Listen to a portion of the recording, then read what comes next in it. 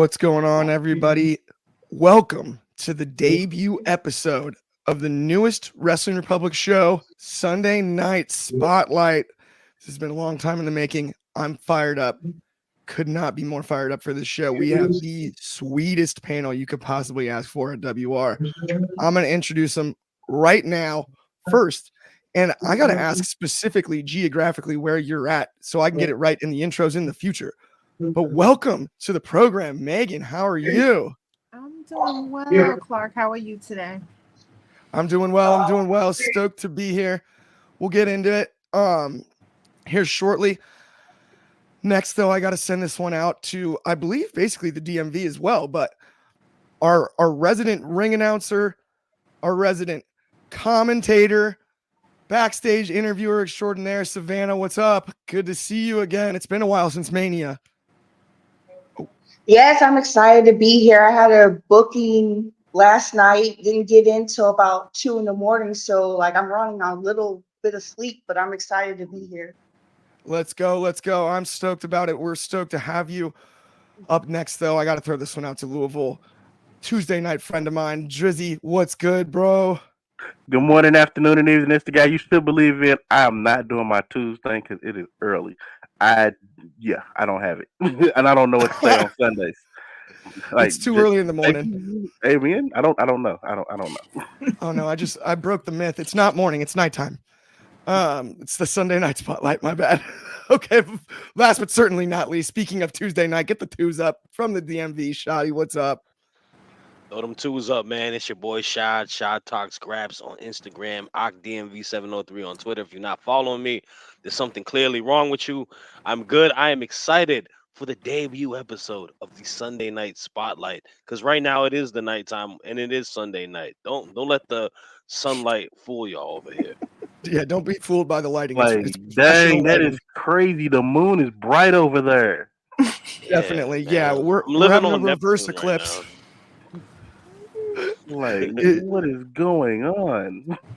Way too bright out right now, but let's get right into the show. And so the concept for this show, and I think everyone's going to love it, we're going to bring something different from wrestling each week.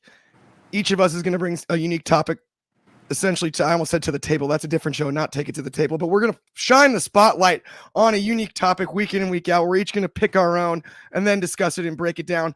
Let's get started with you, Shadi. What is your topic that you'd like to shine the spotlight on this week? That's a bit of a tongue twister. I got to get better at that, but I will with more reps. All right, Shadi, let's hear it. All right. So normally we get an opportunity to showcase daily episodes of AEW and WWE, NXT, and that's all fine and dandy. But there is incredible work being done outside of the main big stage of professional wrestling. And there's something being cool that's being set up out in Uganda. My spotlight goes to two wrestlers formerly in the WWE, Mansoor and Mason, formerly known as Mace. MxM, they've been doing phenomenal work helping out soft ground wrestling in Uganda, where they debuted. They flew out there on their own dime and got to partake in a very, very fun storyline. If you know, you'll like it if you look it up on YouTube. Plays a lot off of history, and I thought it was awesome. And doing work with the great people over there, and more importantly, they are helping them out. So basically, they had a whole live stream where they were trying to raise money. What is happening over there is that they are trying to own the land that they do their soft ground wrestling. People over there who are trying to buy it and change it to a sugarcane property, they're trying to get them out of there. And the people over there at Soft Ground Wrestling want to buy the land so they can keep it as their own, not have to worry about rent or nothing. Mansoor and Mason have, I think, raised $28,000, within selling That's T-shirts incredible. and all that to help them with the cost so they can buy the property. They're also shedding a big light over there. A lot of other professional wrestlers have, flirted with the idea of possibly wrestling over there. Will Ospreay said he would like to fly over there and wrestle some of the talent over there. And I thought it was really good. Soft ground wrestling is super unique. They wrestle just on the ground, on the mud. They don't want a ring, nothing like that. But it is imperative that they do get an opportunity to maintain where they do wrestle. And I thought that was a tremendous cause. I think Mansoor and Mace have been. I was surprised they were let go by the WWE. I think those guys are super talented. I've been a fan of Mansoor since him and Ali were even doing the storyline out in Saudi, and they were a tag team. I think Mace has showed he's a jack of all trades with doing something completely bad with being part of the faction. What is it? Retribution. Yeah, Retribution, right? Retribution. And then them even doing the maximum male models. I thought they showed a lot of charisma and all that, but they've been killing it, man, ever since they got a chance to be on the independent circuit, doing wonderful things. Also, Mansoor's mom is donating the SGW van as well, which is pretty cool. So cool stuff happening in professional wrestling, man. Everything that is scoped within WWE and AEW is great, but we see a lot of cool stuff going outside of it. So I want to give the spotlight to those two gentlemen, and of course, the spotlight to SGW out in Uganda. Oh, that's an awesome pick. That's an awesome pick. And I didn't even know all the details. I knew about the cause, but I didn't know about the no ring and then the trying to buy the land part of it. It's really cool. You told me about it briefly earlier in the week, but that is an awesome cause. And Mansoor and Mace both, like you said, underappreciated during their time in WWE. It's cool to see them doing good things and like not, kind of disappearing after a tough situation where they get let go kind of unfairly. And Yeah. you They don't had an even 8-hour Twitch stream, man. They play video games and all that stuff as well, which is always cool. So Dude, I don't know if I can do anything for 8 hours. That's pretty impressive. I gotta give him credit there. That's some durability when it comes to streaming, no doubt. sure. Yeah. Dude, in 8 hours, I don't know if I'd want people watching me for 8 consecutive hours. Hey man, these people on Twitch be making money off of that. So And hey, they be doing a little bit of everything too. yeah, it's not just and it's cool because it also opens the door for. I do like when wrestlers do that as well, because Twitch and just live streaming is a very popular aspect within like online, and a lot of fans get that personal communication with people they are big fans of. So I always thought that is cool. And then end of the day, man, if anything is for a good cause, man, you catch me on Twitch for 24 hours if I'm raising money for a good cause at the end of the day. That's a good point. Anything for a good cause, I'm with you on that. Yeah. That changes things drastically for sure. And to your point, the Twitch marketing stuff is brilliant. I mean, even look at how big of a deal the little Uncle Howdy tease was. Like, and that basically was like a glitch thing, super cryptic, and it went crazy. Like that was just this week, and everything. It Twitch is a serious platform. Even like, just all the streamers, what gaming, all of it. It blows me away. It's something that when I was younger, never pictured that it would have such an important space in media, basically in the media landscape. Like it's super non-traditional media, but like there's no doubt about it that important things happen. And there's like, whereas an interview would have been scheduled and on cable television before, now you can have people want to stream for 7 hours, it's bled 8 through hours. WWE too. I mean, even with Logan Paul, like he had, speed at the pay-per-view, and then he had him again. Like that's a very popular Twitch streamer. Like these guys are like celebrities in their own manners too. So for sure. Absolutely. Well, with that, let's move on to our next one. Megan, you are up. Who are you shining the spotlight on this Sunday? Well, for anyone that follows my social media accounts, they know the importance of speaking up and speaking for yourself, and the importance of just telling your truth, and and just pretty much just living with that. And so my spotlight this week will be Pretty Ricky Starks and his What's Culture interview, where he spoke about the how instrumental CM Punk was during his time on Collision. And I'm a fan of both of them. More so CM Punk, I grew up watching him, whereas Ricky Starks, I've just discovered him a couple of years ago. And maybe this is just me speaking of myself, but it is very evident that it is kind of like bad juju to speak on CM Punk while still being an active AEW wrestler.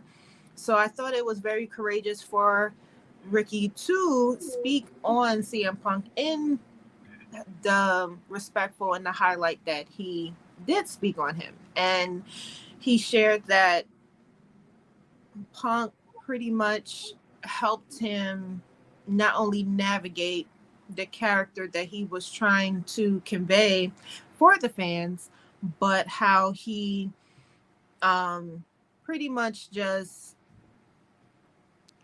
kind of he just really insisted that he stick to his guns and be who it is that he felt like he needed to be. And I also really respected the fact that he shared that Punk really wanted to help people while he was there, because he does have this reputation that he kind of came into the company and was just trying to run things and change things and boss people around and stuff of that nature. Whereas Ricky is saying that wasn't the case, at least not for me, that he was very helpful towards me. And I also really liked how he said that that he didn't care what people thought of him, and he didn't care what people tried to tell him about Punk, because he never had any issues with him. He never had any problems with him, and that people shouldn't be vilified for thinking differently from you.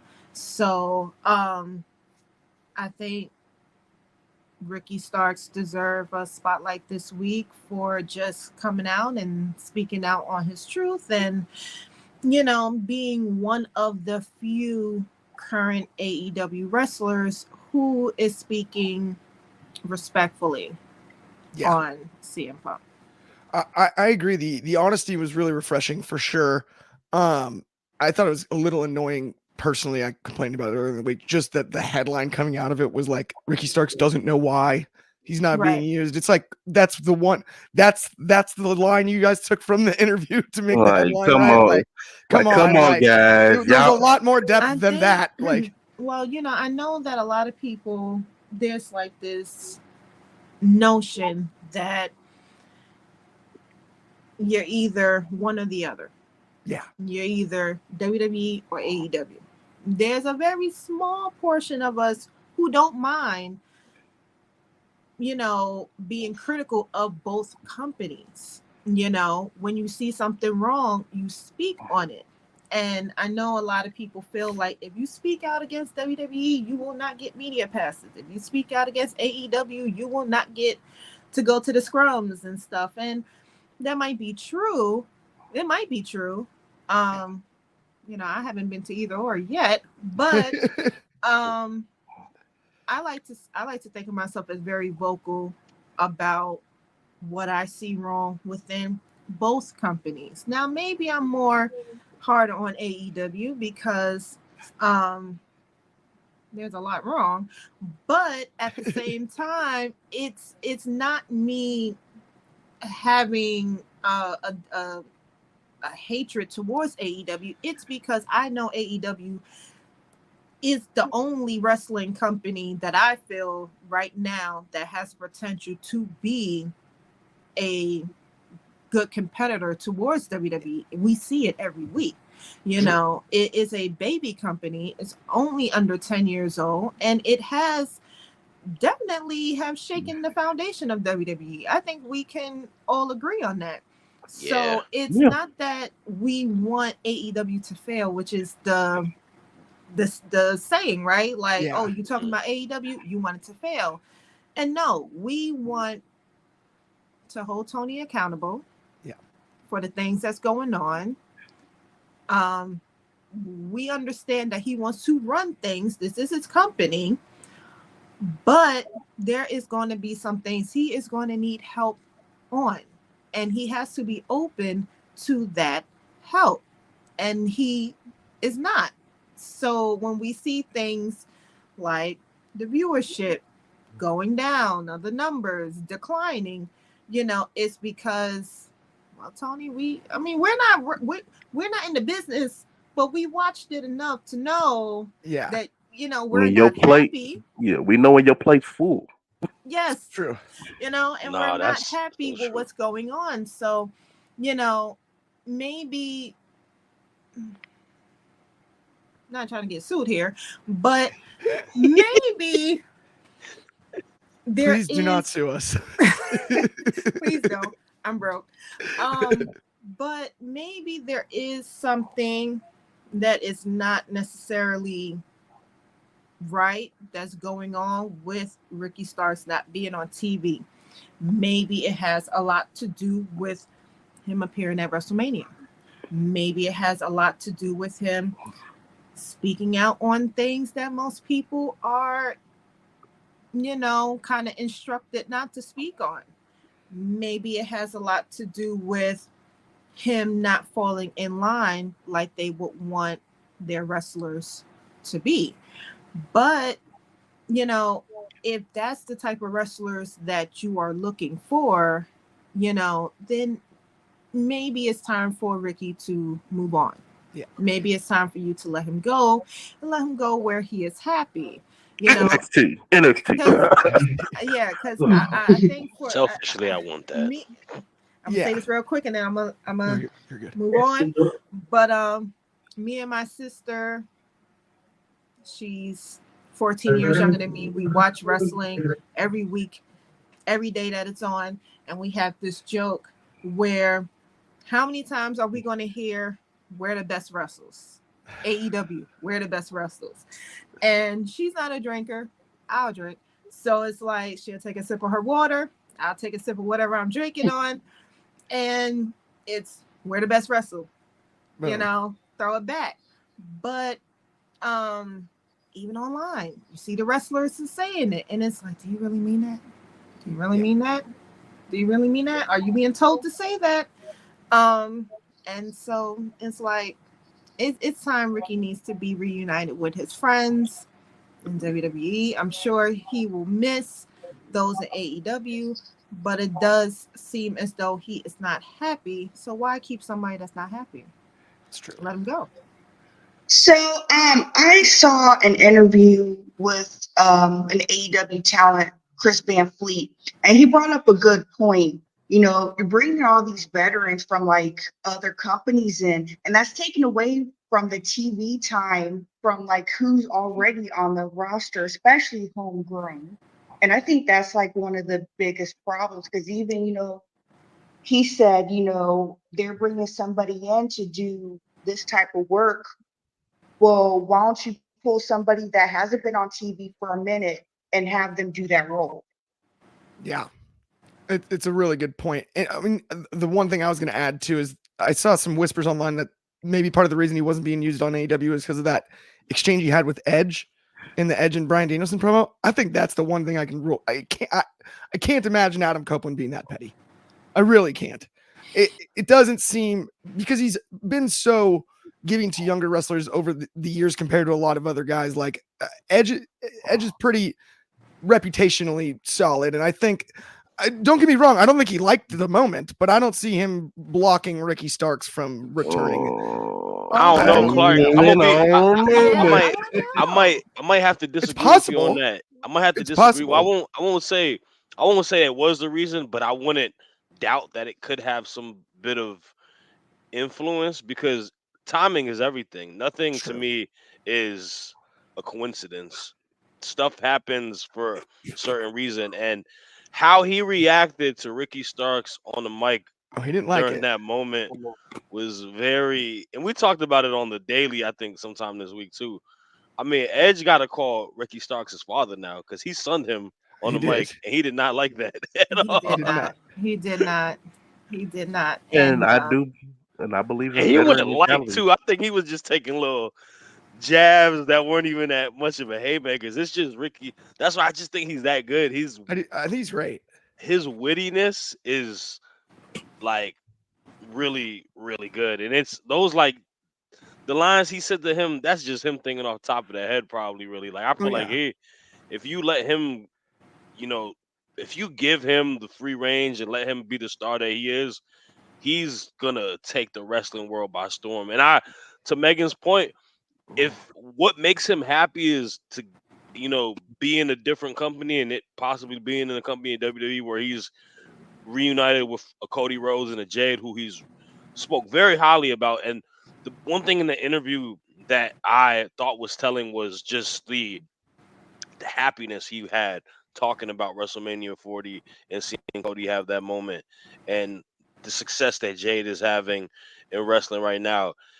Like, that was the happiest he sounded in the interview. Everything else, he sounded like he was just annoyed about everything going on. Like, he's got something on his chest, and we'll see, man. It might come more clear in these next few months. More than anything with the Edge thing, guys, I think I just want to see Spear versus Spear. I just want the match. So I'm hoping that that's not the case. I hope they'll just. Well, Ricky gotta be on TV for us to get that. I know that's the problem. It's part of the problem. Just trying to be optimistic. Dang it! I want the match. But I love that topic though. Starks and CM Punk in the interview was outstanding for sure. If you haven't seen it, go check that out. But let's move on to our next one. Dryzzy, who are you putting the spotlight on this Sunday? I'm putting a spotlight on somebody that has already had the spotlight shine on her this a lot more this week than in the last couple of months, actually. Willow Nightingale. It has been so refreshing to see somebody take someone like Willow that I can arguably say on Twitter for the last 5 years, people have said absolutely nothing but the best things about how she is that bubbly personality that you would build a company around. And AEW right now, and a lot of the things that they do is a little bit iffy. You question a lot of it. The way that they have handled Willow these last couple of months has been absolutely spot on. It's been great seeing Willow finally be pushed like the star that we know she is. I've been watching her consistently since at least 2021. Or I want to say the last Mania in Florida, 2021, I believe. And I saw the potential in her match with Brooke Time at Alley Cat's Real Hot Girls. I can't say the whole thing, but she played such a. It's hard to truly be a babyface in this industry. Yeah. Because you have rules, you have guidelines that you have to follow. But when it's Willow, it doesn't seem like there's guidelines. She's tough when she needs to be tough. She's bubbly when she needs to be bubbly. She's happy. She just has this aura about her that just means so much. And as I've sat there and watched these past couple of weeks, it's like that aura has gotten bigger and bigger and bigger to a point where she's currently getting ready to be in the it hasn't been confirmed, but she's gonna end up being the main event. Her and Mercedes is gonna be the main event of Double or Nothing. AEW's crazy if they don't put that match in the main event. But Willow, her ascent to the main event scene with the mid card title, because essentially the TBS title is supposed to be a mid card title, but it's outshining the actual women's title.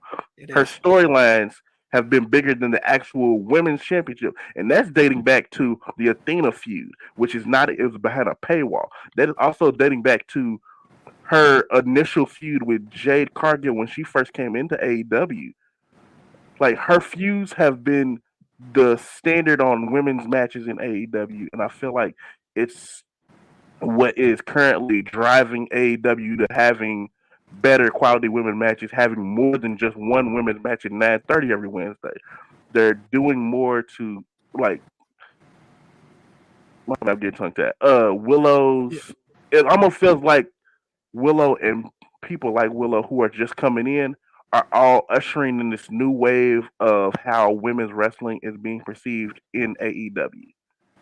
It's been a pleasure because after so many years of us talking about this needs to change, they're making the change. Yep. So now we're finally seeing this is not the cult. We're still rising in this because women's wrestling still needs to be pushed a little bit. Needs to be pushed more so they can be on the same par as men. Because the women's matches are at times better than the men's, but the men still are getting the high profile spots. So we need to push the women more. So And true. this is a really big spot in that story of women's wrestling. Definitely. And I love what you said there about like the babyface character that Willow is. I was joking around with my buddy the other day when we were watching. I was like, she's the woman in high school that wins homecoming queen over the mean popular girl because she's nice to everyone. Like that's who Willow Nightingale genuinely is, right? Like the mean girl, popular bully girl that's supposed to win loses to Willow because everyone actually likes Willow.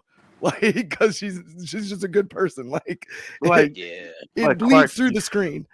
like Clark, you said it. Like if you have a problem with Willow, you might need to go look in the mirror. Seriously, it's like Because And seriously, how can you? Like seriously, when she was a baby, her mom dropped her in a bowl of sugar. There's no reason for anybody to just in a be that bowl of sweet. sugar.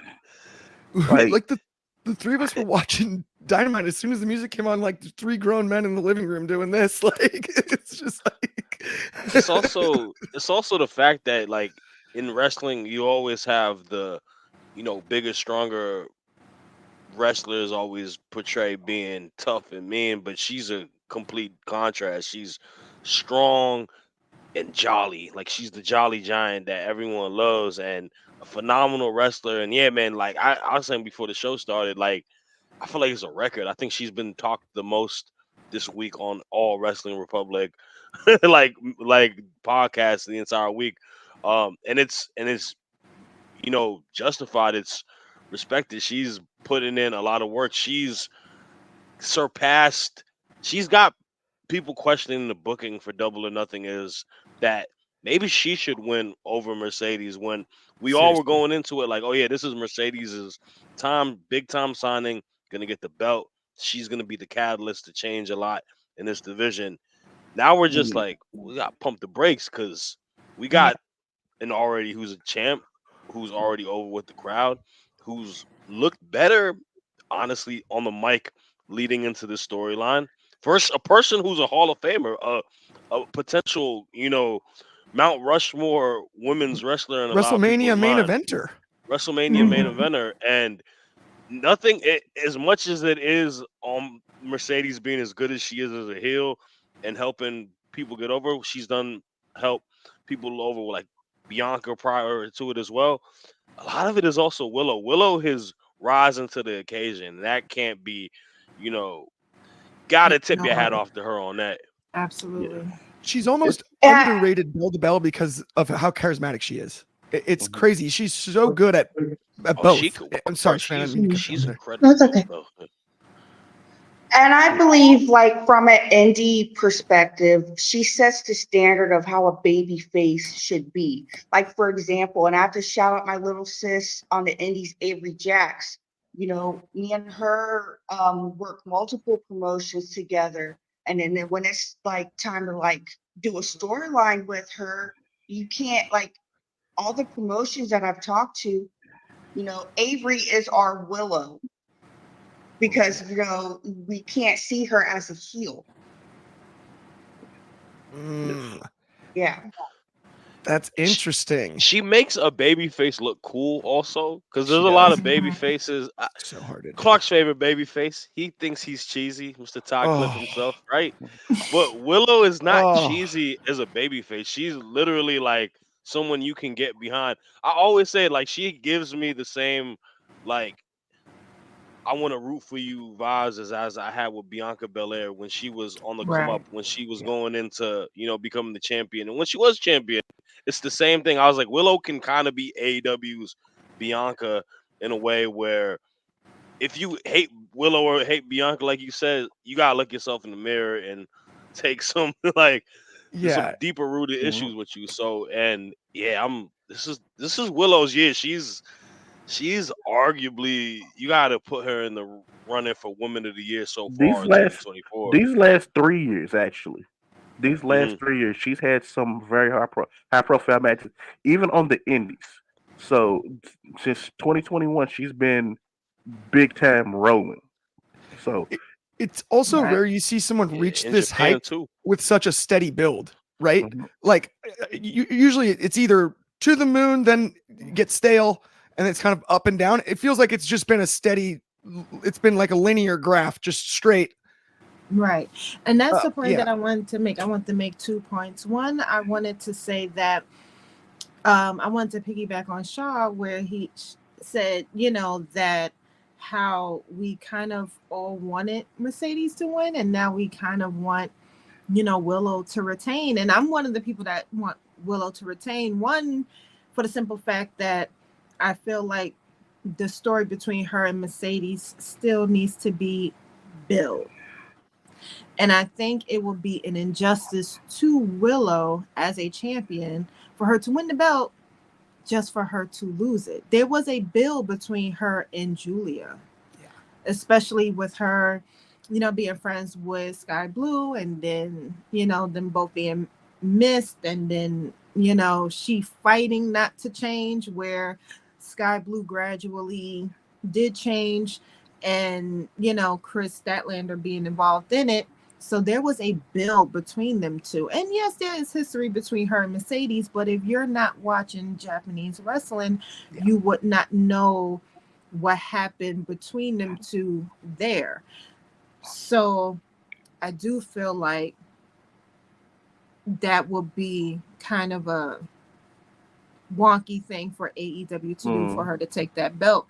And the second thing I wanted to say was that I do appreciate the levels that Willow's character is starting to show, kind of like Bianca. Bianca, if you did not watch Bianca at NXT, you did not know there was a side of her that was, kind of sassy, kind of like, she wasn't the one to mess with. If you started watching her kind of like I did, once she had already came to the main roster, then you would not have known that, but you could see Damage Control kind of brought that side of Bianca, the levels of her personality out.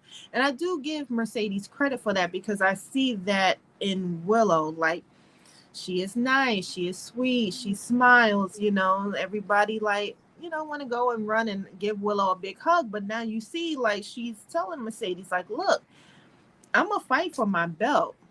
You're not just going to come and just take the belt from me and then be the new TBS champion. Like, we're going to go to blows for this belt, and I hope you're ready. And I think with her putting Mercedes through the table on Wednesday was like, that solidified for me that Willow needs to retain the belt. She needs to retain it. I would love to see Willow retain. I'm in that camp as well. I agree 100% on that. I think you made a great point about that. And the depth of the character, like it's not just the smile. When she got serious with Mercedes on Wednesday, it made the facial expression that much more impactful, partially because of the smile being so infectious. But her facial expressions, even in the ring when wrestling, are underrated. It's not just the smile. The smile stands out because it's infectious, and you can't help but love it. But it's not just that. Like, there's definitely more layers, and I love the way you broke that down for sure. But let's move along to our next topic, which is Savannah. What are you bringing to the spotlight this Sunday, Savannah? And then we'll each give our favorite moment of the week. So my spotlight is on somebody, and to quote Captain Sean Dean on Twitter, trust the process. And this is somebody who, it was something about her. It was like this itch about her that I had to keep my attention on her. So my spotlight goes to Harley Cameron. She finally had her in-ring debut after being on AEW for a year. She had her in-ring debut against Brian May. Following week, she had an in-ring with Toni Storm. This upcoming week, she's in tag team action with Saraya. And nobody, it's taken a while because she's had a couple of matches on AEW Dark when it was in Orlando. But I don't think anybody knows that she had an excellent showing. She went down to Australia last year. She went down to AAA in Mexico last year and had a fantastic showing. You know, this is somebody that's been trained at Flatbacks Academy by Sean Spears and Tyler Breeze. And she's only been in the bit wrestling for about a couple years. And you know, it was a matter of time before we would be able to see what she's capable of doing, because we like only know her as being on QTV, or you know, doing the Iconics theme music when they were in Impact TNA. But you know, Harley is somebody that I'm very excited about. She has a very bubbly personality. I just love her. So my spotlight goes to Harley Cameron. I love it. I love it. It's a great choice. Super charismatic. Speaking of charisma, for sure, Harley is, and the work rate, as you mentioned, off the charts. Especially of late too. It's a great spotlight. What else was I going to say about Harley Cameron? I just completely internet just disconnected in my brain. Either way though, I love the pick. I think bright future. She's still. I mean, how old do you think Harley is? She's got to be what, 24? Like, No, she's in her. She just turned 30. is she 30? Okay, still even young, Still young in the young. wrestling business. 2 years of training, basically, in 30. So no, you don't have the wear and tear of wrestling your whole 20s, right? The mileage. So it's a younger 30, right? Than the number may even say there too, as far as wrestling career goes. So just super bright future. She's got like a Chelsea Green type of like trajectory, in my opinion, where the character work and the comedy aspect is so good. But like, I was utterly surprised as how good of a wrestler she's been. Like, she's not like gonna get a 5-star match for Mr. Meltzer, but she still puts on pretty solid matches for what it is. And I think this is what Soraya needs, like having her It pair is. with Soraya, because Soraya needs that person that can help build within storylines and also be charismatic and funny through it. Like, I think they're a good pairing with each other, and I think it can only benefit both of them. I do too. And I also think it's interesting because Soraya's gotten some criticism since she's returned to AEW, or since her return to wrestling period. But I think of all of the wrestlers we've seen that have returned from a career threatening, career ending type of an injury, she, while cleared, like even a little bit like Shibata, she's cleared, but still limited. And I think in some ways, so to have Harley Cameron be able to sort of, help her around some of those limitations. I don't think, as much as yes, she's back and she's cleared, she's not going to be taking any drop kicks in the back anytime soon. They're going to be really careful with the neck because of that injury and what it was. Right? It's not quite the same as Shibata. Shibata would be the closest, I think, where it's like very, very dangerous in some ways. Even obviously it's on the performer. If they're cleared, it's up to them, but there's a reason the WWE wasn't in a rush to bring her back. I would say, and I'm not knocking AEW or saying that she shouldn't be wrestling in any way, but the writing's kind of on the wall there a little bit when it comes to that. And so having Harley Cameron around her is a good choice in that regard, I think, for sure, because you've got the charisma from the entertainment side. So nice little boost. But I'll do my spotlight of the week, and then let's do our favorite moments of the week for sure. So my spotlight of the week, obviously, if you tune in on Tuesday nights to Off the Air, catch me and Dryzzy and Shad breaking down NXT. I went full prospect. I'm putting the spotlight on a prospect this week. Javon Evans. This kid can't even buy a beer at an airport. He's 20 years old. Absolutely sublime every time I've seen him. Unbelievable. So athletic. Such a cool look. I compared him to Will Ospreay earlier in the week on the Wednesday show when Ben asked me about him. And I don't mean the current iteration of Will Ospreay. I mean young Will Ospreay, like human video game type athleticism. The stuff he's capable of doing in the body awareness, the spatial awareness to pull off some of the moves and even movements that he has. At 20 years old, what he's going to be in 5 to 7 years, moveset wise, it might be the deepest moveset in all of wrestling. He's capable of so much. Got the size as well. He's not a tiny dude, especially for 20, and he's going to probably fill out a little bit more. So power moves are not out of the question as well. I see a super, super bright future. That match against Ormensa, 10 minutes at 20 years old on national television, worldwide television for that matter. Okay, I see you. That works. Absolutely. I see nothing but bright things for this kid, and NXT is a great place to be. Shawn Michaels, a great learning tree.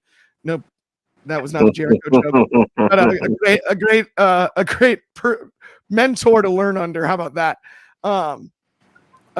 Especially because stylistically, Shawn can give him some good stuff. But everything I've seen out of Javon Evans so far says just absolute blue chip prospect, worth the hype, has lived up and delivered above and beyond even my own personal expectations. You know, you see someone get signed under the age of 20 and you're like, okay, almost in any other sport, you're expecting like, okay, we'll see him at 22 after they develop for 3 years. This kid, right to television, that is always impressive to me, to see somebody that young performing at a level like that. It can happen in wrestling. We've seen it happen in other sports as well, but still super, super impressed by Javon Evans. And he's my spotlight this week. What does everybody think about Javon Evans? The young OG, man. He even got praise from Big E on Twitter saying that he's a fan of him, and that isn't something that doesn't go unnoticed. That kid is phenomenal. Like, and yeah, like you said, just being as young as he is, not even growing into his body that he may grow into or learn more in ring wise. Yeah, sky's the limit for him. Absolutely. Driz, what do you Yeah. think? We've watched. Or Well, go ahead, just, good. Go ahead, Megan. Oh, I was just saying, yeah, I'm definitely a fan of him. His matches is very entertaining to me. You know, I really can just sit and just watch his matches from beginning to end. And so I think WWE did a really good job, you know, sporting him out. Yeah. And you know, I'm interested in seeing the direction that Shawn Michaels takes him in, and how soon it will be before we start seeing him with some gold around his waist. I agree. He'll definitely be the youngest whatever belted Yeah. is when that time Mhm. comes. And Drizzy, what were you going to say something as well? I talk about him every Tuesday. He doesn't touch the ground, and they have in NXT have found the perfect way to showcase him in a quick way, with the way that they've been doing these new camera cuts, where they basically seem like they got cameras everywhere. It adds a little bit more oomph to his move sets now. So you see the overhead where he's flipping over the top rope and landing on people. You see the suicide dives and the camera's right there. It's gonna revolutionize not only his style of wrestling, but the way that they shoot his style of wrestling. He's so quick. I mean, he's definitely flipped the light switch and he's under the covers before the lights go out. There's or the room gets dark. There's no doubt about that. Like, the speed is off the charts, and it's not just the speed; it's the change of speed. It's like he changes direction on a dime. It's explosiveness, and that's athletically, it looks better in the ring because he doesn't actually look like. Sometimes when you get a really, really fast wrestler, they can make the other wrestler look too slow, and then the paces don't align. He does a really good job of slowing down in moments where he needs to sell and needs to do things like that, and then takes off in a flash. And it's that much more visually appealing because of that. I think that's one of the most impressive things about him. The one thing that I would say is we've really only seen him in vignettes, when it comes to promos, taped ones. We haven't seen him like take a microphone in the ring quite yet and cut like a full promo. But from what I've seen in the vignettes, he's a charismatic, really, really well-spoken kid. I have no doubt as soon as he is handed a microphone that it'll be awesome. I'd love to maybe see him call out somebody a little bit bigger, maybe even an Obafemi, probably take a loss and not one. Don't do that. Don't do that. Just as an early test, because I also don't see Javon as the kid that's going to go on a big long undefeated streak. Mm-hmm. You know what I mean? So I don't mind him being the underdog baby face, maybe taking Oba to the brink and then taking the loss. I I don't want Obafemi to get his hands on him.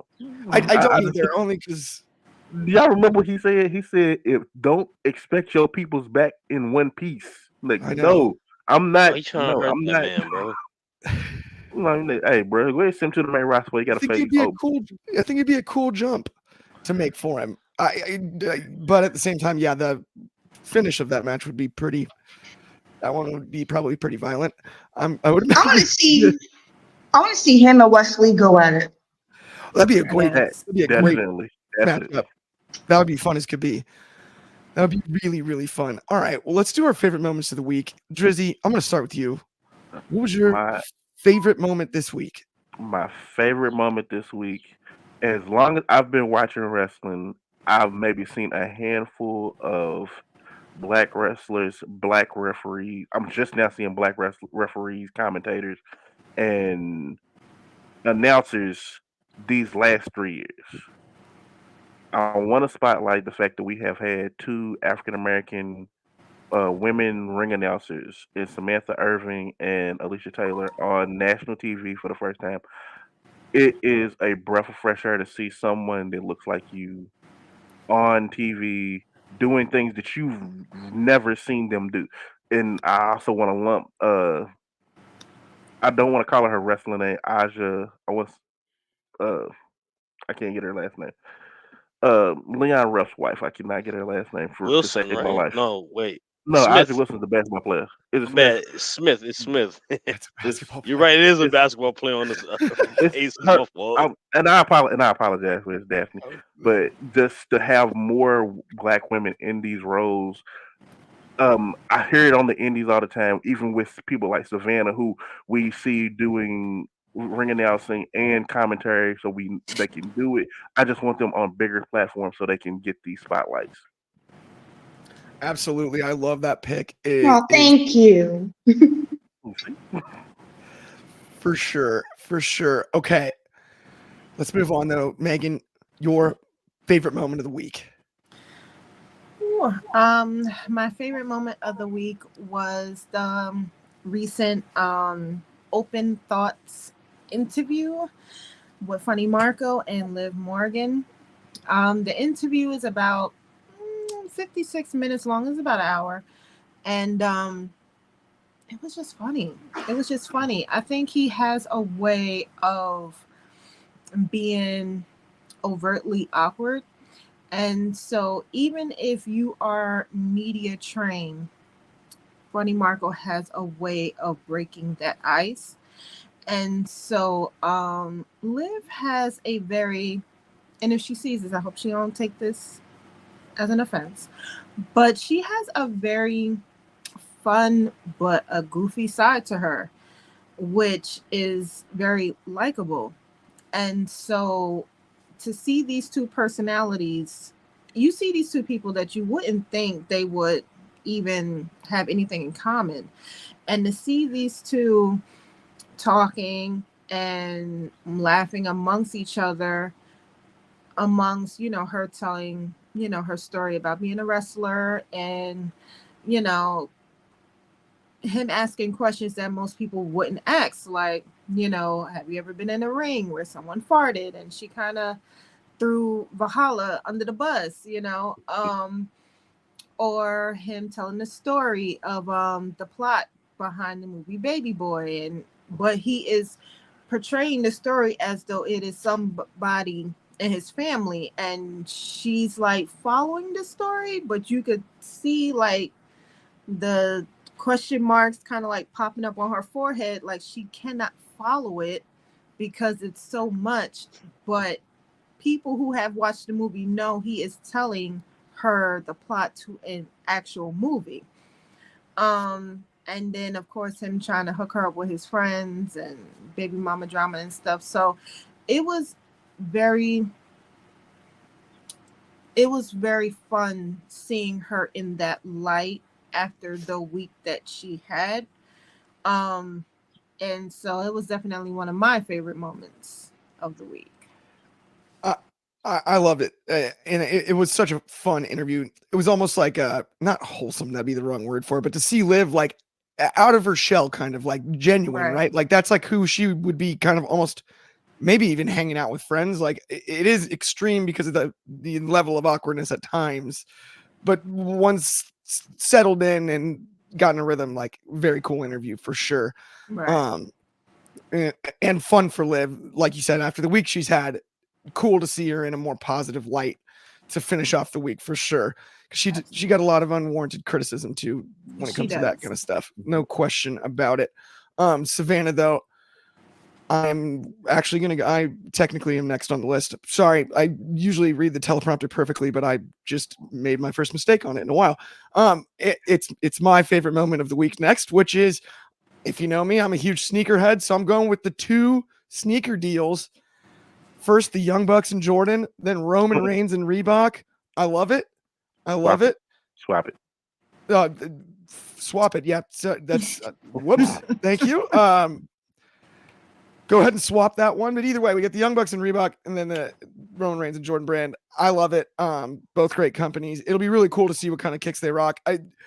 You can understand the confusion. The Bucks were wearing Jordans. They even got them stolen in the airport that one time, by the way. Sorry about that. But no, I'm super excited about the sneaker deals. I think it's cool. It's cool wrestlers getting sponsorships like that. We see it in other sports. I know people have been a little bit unsure about some of like the signage and the logos in the ring and stuff, but it's just more money in the industry. It's distracting at first, but we'll get used to it.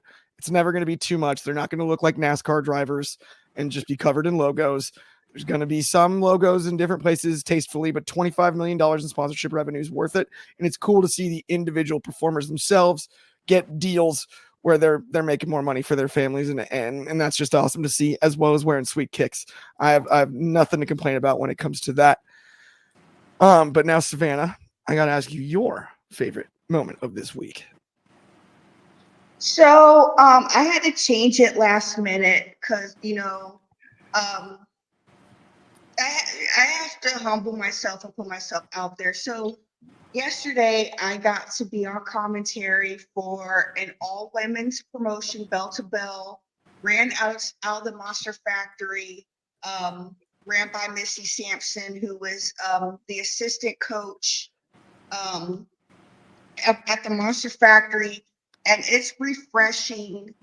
And I say this because since being in broadcasting and actually in wrestling for a couple of years, seeing a women's promotion ran by a woman, having an all women staff, all female refs, all female broadcasting team, ring announcer, production, and all that. It's much better that way to have a woman-led promotion than having, no offense, having males try to run it, and then it's, with the exception of Dreamwave, I believe it's in Indiana, have it crumble and fall.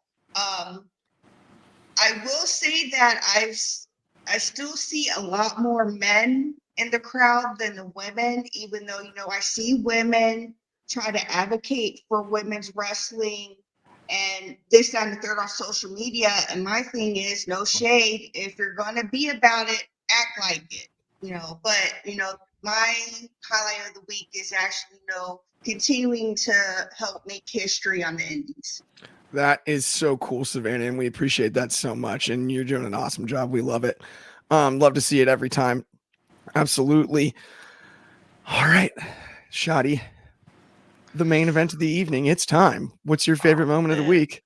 This is hard because y'all picked incredible moments, and I salute to Savannah, by the way, doing great work over there. That's awesome to see. We got star power here at Wrestling Republic. And obviously, if I was selfish, I'd say my moment of the week is debuting on this show, doing this with y'all, which is awesome. But I'm also gonna pick a moment that is, a little bit important to me. I am a fellow, cat daddy. I love my cat. Everyone sees Rocky once in a while run past the camera. And fellow of a bald-headed brother, Stone Cold Steve Austin, recently just added a new cat to his family at the Broken Skulls Ranch. My moment of the week that was favorite to me is seeing that him adopting a new little cat named Macho, named after Macho Man Randy Savage, to the Broken Skull Ranch. Thought it was awesome, man. I like following Stone Cold's IG page with Poncho as well, doing all the funny stuff that he does as a cat. It always brings a smile to my face. I always share it to my wife as well because we are big cat people over here. So Stone Cold adopting good old Macho to the ranch is my favorite wrestling moment of the week. I think that counts. If it doesn't, sue me, Clark. Oh no, it totally counts. The moment of the week, you can pick whatever you want. That's all good. Trust me, I'll be picking some random stuff here in the future. But that does bring us to the end of today's show. Sweet debut episode. We likely won't usually have all 5. It's going to be more rotating, like 3 or 4 of us week in and week out. But for week 1, we had to have everybody here. And we appreciate everybody that's tuned in. If you haven't liked and subscribed already, please do. That helps us out a ton. And we appreciate the support. We'll be back next Sunday. I would give the exact time for the release of this episode, but as of this second, I don't know it. In the future, I will. But it will be Sunday evening. So if you're already watching it, it wouldn't matter if I plugged it anyway. So next week, though, I'll give you a time and you can tune in. It'll be great. Everyone's going to love it. But thank you so much. On behalf of Wrestling Republic, me, Clark, Megan, Savannah, Shadi, Dryzzy, thank you so much. Have a great Sunday evening, and we'll see y'all